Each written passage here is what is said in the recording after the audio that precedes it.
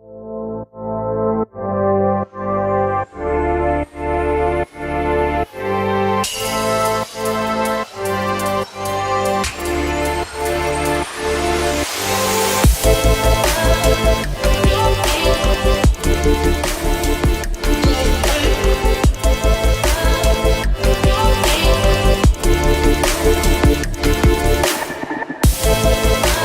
surprise! Another podcast for you. It's the Pitstop Pals with Nielson and Gage, and we're just F1 fans talking about F1 racing. I texted Gage on like Friday. By the way, that music is banging. I've been sitting on that for a while. I was like, I gotta use this for something. It just perfect for F1. But I texted Gage on like Friday. I was like, what do you think?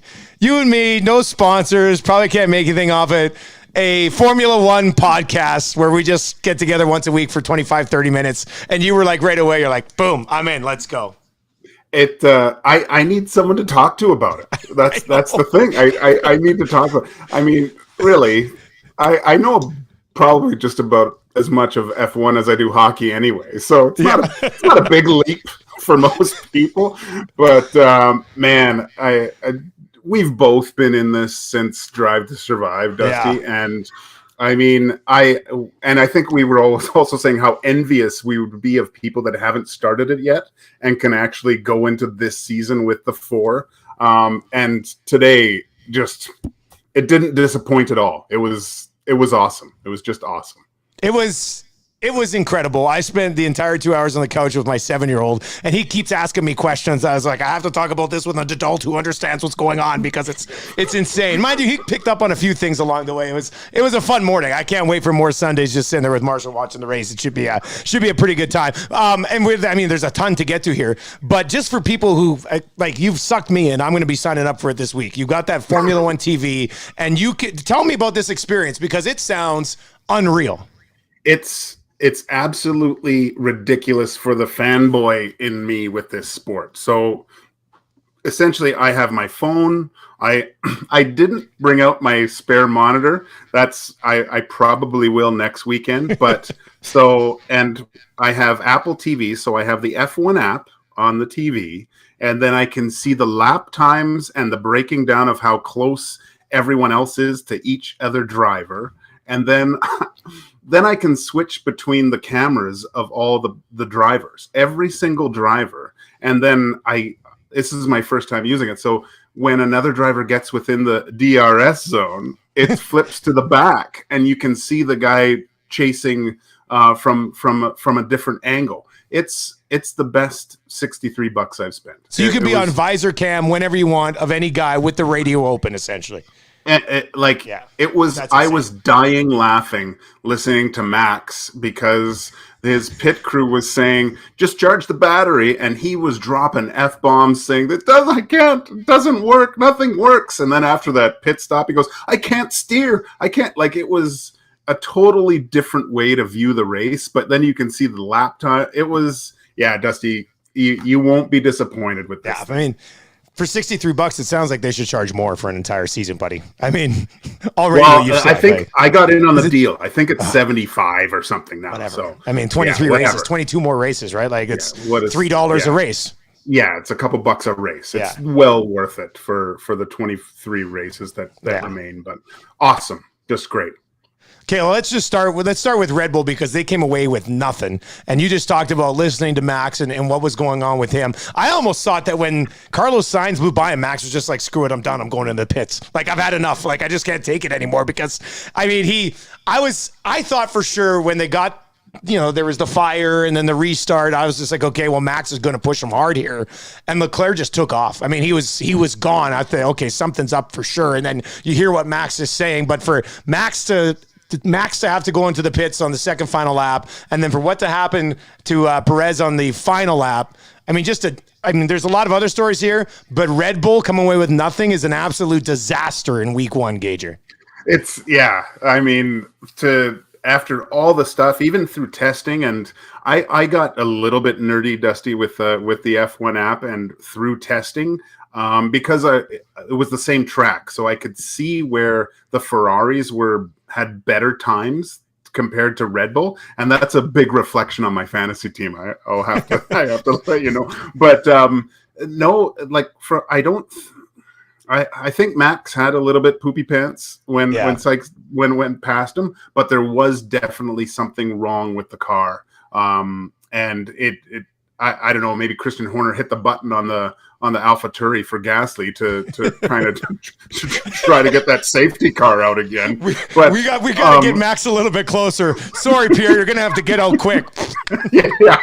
So he hit the red button on that one. I think me and my good buddy of mine were chuckling about that. But no, what a disaster for Red Bull going forward. But this is great. Like to have Ferrari and Hamilton, like Mercedes there, and they're tinkering around. Oh, maybe there's something we can do here. And now there's a huge problem with Red Bull.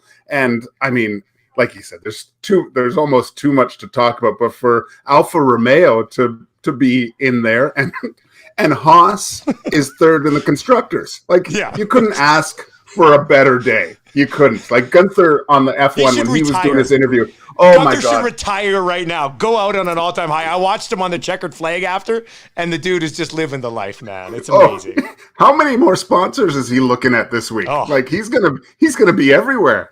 Well, with like for Magnussen, he wasn't even supposed to be here. Like they brought him in 2 weeks ago, and now here he is, giving them a position 5. And I know some things had to happen, but they were still going to get points regardless. I mean, he had a great week from start to finish. That's for Haas and what they've been through. That's a fairy tale story here for Magnussen and Gunther right now. Like that was unbelievable. Well, it just goes to show you what a good driver Magnussen actually is, too, right? Like he was driving a Pinto for the better part before, but now, and I don't know for sure, but the amount of time it's like the draft system with that within the simulators and the aerodynamic simulators and stuff. And obviously Haas, they had way more time in that testing compared to everyone else, and I think they were obviously able to work some things out, even because of the late arrival of all their stuff to Bahrain, and they had extra time on the track at night. And I was watching the interviews, and there's someone out on the track. Yeah, it's Haas because they didn't get their gear till later. But I think it's like all this Jamaican bobsled team, man. Like that's what this is. Like have to borrow somebody else's gear to get it done.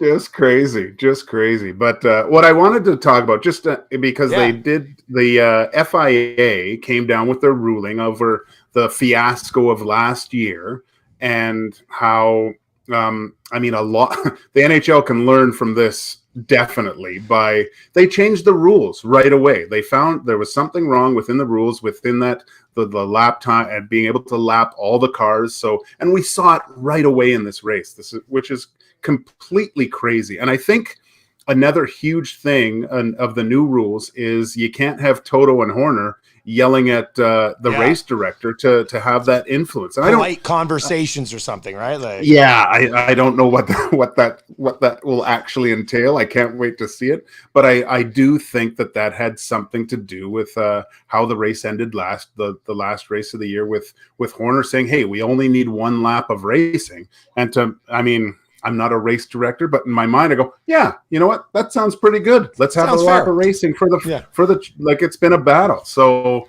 NHL, look to F1 to do something with having the salary cap issues in playoffs. But they corrected it, and they saw the results right away, and it was a perfect race, I think. Crofty was on fire too. I mean, he called them out when he's like, just so directors know, there's 6 cars that need to pass the pace cars. And I mean, he's one of the best in the business. I'm talking like all of play-by-play business. Like the guy he's unbelievable, man. Like I sit back as a fellow play-by-play guy in a completely different sport. I'm like, this guy is genius. He's genius. Yeah. It's unbelievable. Yeah, I was worried about that because the F1, the channel, you can switch between the F1 and then the international channel, so I can still get them if I want. So I'm happy about that. Very happy about that. Now, you talked about some of the new rules they put in place and, some of the changes they made in the regulations to the car. And I know they were talking with one of the directors of the association after, and he said, they got what they wanted. And I was enjoying the race, but I was also trying to think back to like how it's different than last year. And he said that,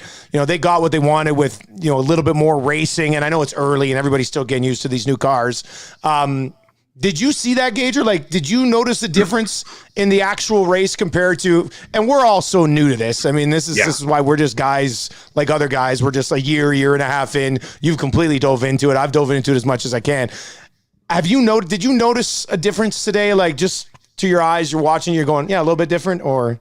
I again, completely geeking out with the times in between the racers, and you can actually see on the F1 channel when they initiate the DRS zones, which is cool. Oh, this guy's in DRS, so I could flip and watch it. But cool. Yeah, like I've I've really gone deep into this, Dusty. I don't know, but just the whole dirty air and how it's distributed now through the cars and allows for more battling. And we're really green at this, but to see Charles battle Max in those first few laps, like I was exhausted after a while. I was like, oh my God, is this going to go on the whole race?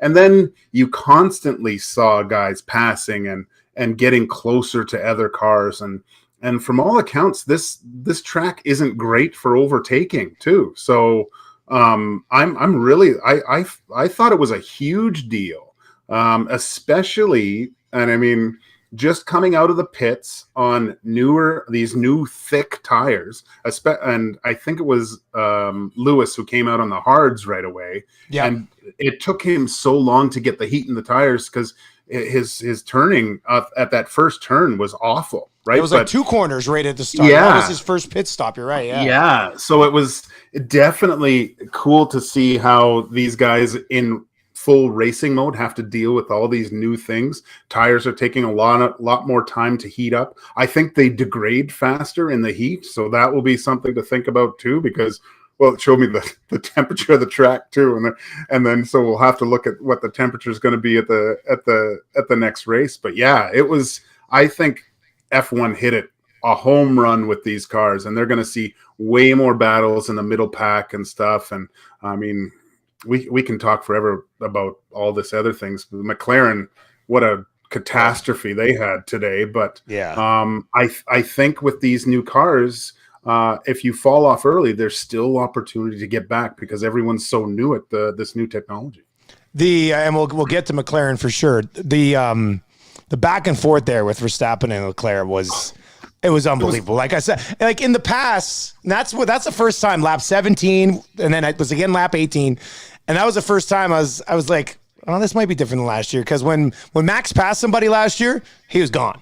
Like it was, that was it. It was simple. And Leclerc Verstappen didn't even have the lead for a sector. It was like Leclerc right back into the front. It was brilliant driving. And on top of that, I think that head part, and then at the end when the pace car, the safety car moved out and they got to go, you could tell that Ferrari had a better car than Red Bull. I mean, the only chance that Max had to catch Leclerc was when he was within DRS zone. As soon as Leclerc was able to get that at 1.5 seconds, that was it. That was done. Like Max wasn't catching him. I thought Ferrari, that was a good example of Ferrari having the best car today.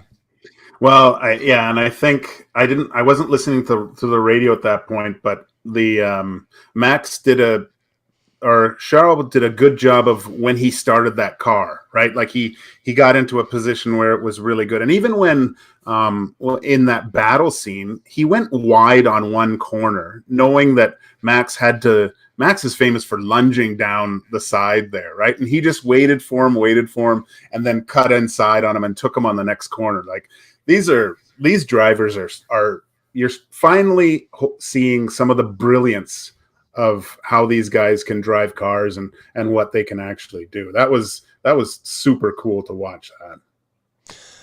With Red Bull blowing it at the end, obviously it leads to a pretty positive day for Mercedes when they didn't have it, but they still get the 3-4. They still get Lewis on a podium. What'd you think of the day for Lewis Hamilton? And then obviously George Russell making his Mercedes debut right behind him. I think it was on the channel, but I was watching Lewis come in. He was so happy. Like you could hear him, and he gave it the "Let's go, guys" mega or whatever in his car coming in third. He was so happy that they got to this point, and really like you could hear I don't know, maybe it was just me, but like optimism in his voice, because throughout the whole week, both him and George Russell had been talking about, oh, we're behind and we can't do this. And I think there was a little bit of sandbagging in there. But from what we saw, definitely throughout the first few laps, is they're a step behind some of these other cars, and even battling Haas. Like, like that's the ridiculous part. What's happened here? Mercedes is battling Haas for the middle of the pack, right? So that was really cool. Like Magnussen, he's going to have surgery to get rid of that smile on his face. What do you think of George Russell? Like I was texting back and forth with Lieutenant Eric, and Eric described him as a bit of a tit. What do you think of George Russell? I'm kind of like, I don't know what I think about Russell yet. So throughout the Drive to Survive that last season, seeing George, I kind of became a fan, but over the last week, I'm not. He's kind of soured on me a little bit. I don't know why. I had high hopes for him. He just seemed, I don't know, that whole Drive to Survive, I think, painted Mercedes in a little bit better light, which is fine. I mean, I love the Christian Horner pit bull going after the heels of Toto Wolff and stuff like that. But yeah, I am a little bit soured on George Russell, to tell you the truth. And I was really pulling for Bottas to come in there and maybe steal that spot. This episode next year on Drive to Survive, it could be 2 episodes. This one, right? Like there's so many. Like you said, we could sit here for days, Dusty, talking about this stuff. It was Bottas was an interesting story, because like for Bottas, I had bet him to be top 6. I got him at like plus 105 or something. I had Leclerc to win. I had Sainz to win too, because it was 9-1, and I had him top 3, so that cashed. I had Hulkenberg to finish ahead of Stroll. That didn't happen. And then I did think Max might overtake Leclerc on the first lap, so it was plus 140 that somebody else would be leading. But I had Bottas in the top 6, and he had a horrible start. Like they showed on the one replay about 6-7 laps in, like 5 or 6 cars blew right by him. So he worked his way back up to 8th, and then when Red Bull bailed, he ended up getting that top 6 finish, which was great for me. But I think he's going to be, you're going to have your Ferraris, your Red Bulls, and your Mercedes in there all year. But I think you might see a dabbling. I guess I have to see more from Haas. I have to see more from Magnussen until I'm like, okay. But I think you're going to see a dabbling of Bottas working his way into the top 5 every once in a while. Like he looked pretty good at times. Well, the thing you have to look at mostly is it's a Ferrari engine, right? Or the AlphaTauri is Ferrari. The Alfa Romeo is the Ferrari engine. So, and who else has a Ferrari engine? I don't know. That's the thing. But then the Mercedes engines in McLaren, and so then now the Honda blew up on 3 of their cars. That hasn't been good. I think the bottom 6 were all in Mercedes engines. So there's at one point the bottom 6 were in Mercedes engines. Yeah. So that's something that I'm sure they'll look at. Well, everyone's going to look at that further. But yeah, to see the cars that are using the Ferrari engines are looking to be very reliable, good cars and a lot of power. And the Honda engine, it seemed like on the straights, they had the faster times, but inside the speed turns and stuff, Ferrari was dominating. Zach Brown's probably not going to have time to go play hockey this week, so we won't have to worry about his wheel bag. But man, McLaren was a bloody disaster. I mean, Ricardo had nothing all day. Lando is, by all accounts, one of the most skilled drivers in the entire circuit, and this guy really couldn't move the needle at all. Gager, that doesn't look like a quick fix for that McLaren car right now. Like it was, this time last year, you're thinking, okay, they're going to do maybe what Ferrari managed to do this year, or what they were hoping they could do. And now it's like the exact opposite. I don't know if it's like 1 or 2 tweaks over the next 3 to 4 races, and all of a sudden by the middle of the year, they're mixing in 6s and 7s and 8s. But this has got to be, they've got to be losing sleep here for the next 3, 4, 5 nights. Well, I was going to talk to my DeWalt guy because DeWalt's over there and get some McLaren gear if I could get some free merch. But now I'm second guessing myself. I don't think I can wear that stuff. I mean, I did watch Lando a little bit in the race, and he did have I forget who he passed, but it was a mass, like, he's an unbelievable driver.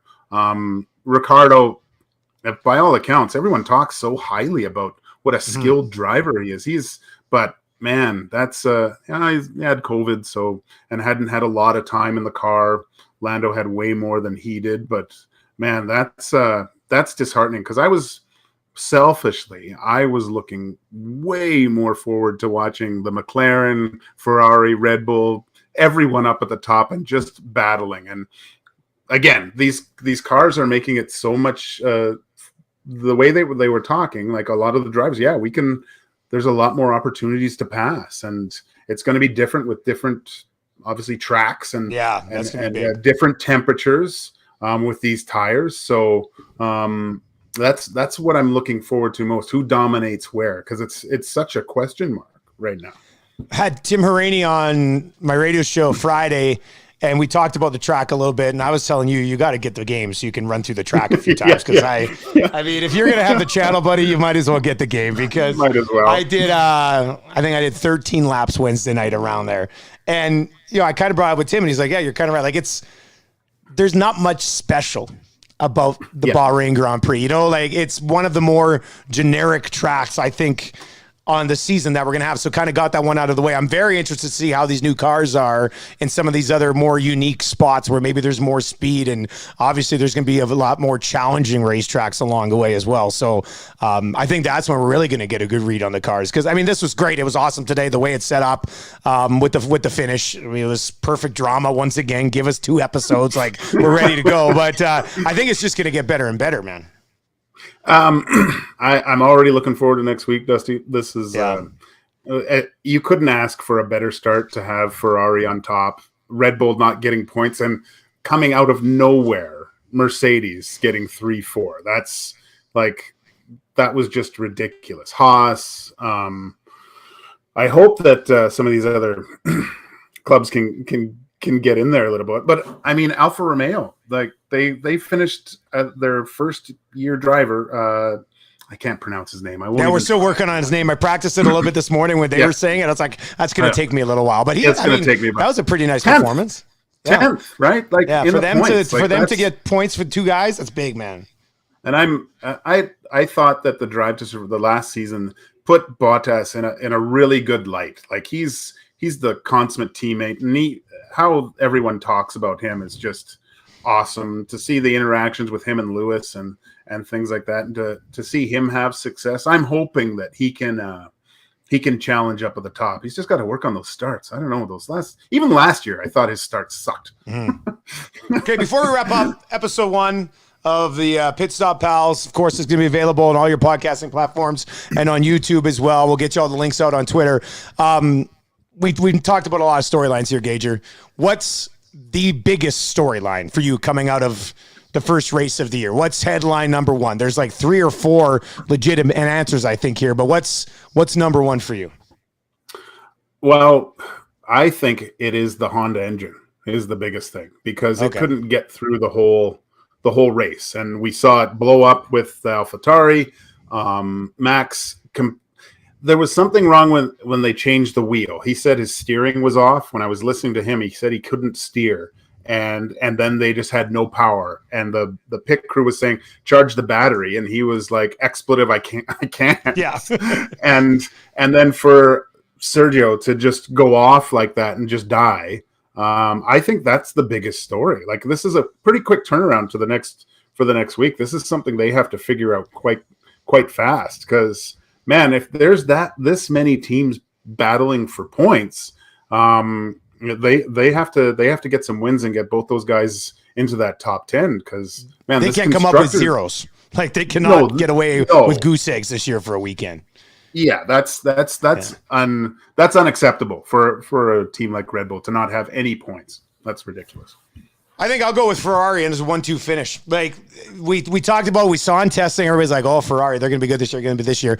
And last year with it's just Red Bull. It's just Mercedes, Red Bull, Mercedes, Red Bull, Mercedes. The odd guy sneaks in here or there. For Ferrari to not just come in and finish with like a 3-5 or a 2-4 or something, they came in and finished 1-2, and even if Max's car doesn't give out on them, they're still finishing 1-3. They're still got two guys on the podium either way. So I think it was big for them to kind of set the tone. We'll see how adjustments get made and everything. Lewis Hamilton last year, 5-6 weeks in, was like, we can't catch this guy. Like, it's going to be impossible. So, and then things turned around there. So I think part of me wanted to say Gunther and Haas actually being third in construction points right now, which is just insane. But I think Ferrari coming up 1-2 is going to be my biggest story coming out of week one. And what a week one it was, buddy. I like, God, it was good this morning. I loved it. You wait till you buy that channel for next weekend, Dusty. It's going to change your life. It's going to change your life.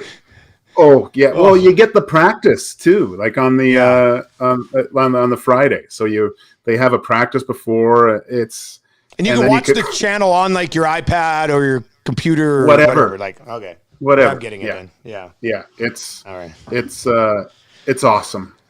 Pretty good. Man, it was nice to talk to somebody about this, Gager. This is exactly what we needed, man. You don't know how much I needed this. I mean, I think I do. my Megan, my wife, was sitting beside me watching this, and she was doing work, and I go, "Can you believe this?" And she looked at me like I had 18 heads. Yeah, exactly. And I go, they're just driving around in a circle, and I think I responded, "It's not a circle." Oh, all right. They're going to do it again next weekend. We're going to be back next week, next week, Sunday, Monday, recapping race number 2 on the season. He's Walking Gage. I'm Dustin Nielson. It's episode 1 of the Pitstop Pals. Give us a follow on all of your podcast platforms and stuff. We'll be back again next week. Felt good, Gage. I'll talk to you next week, buddy.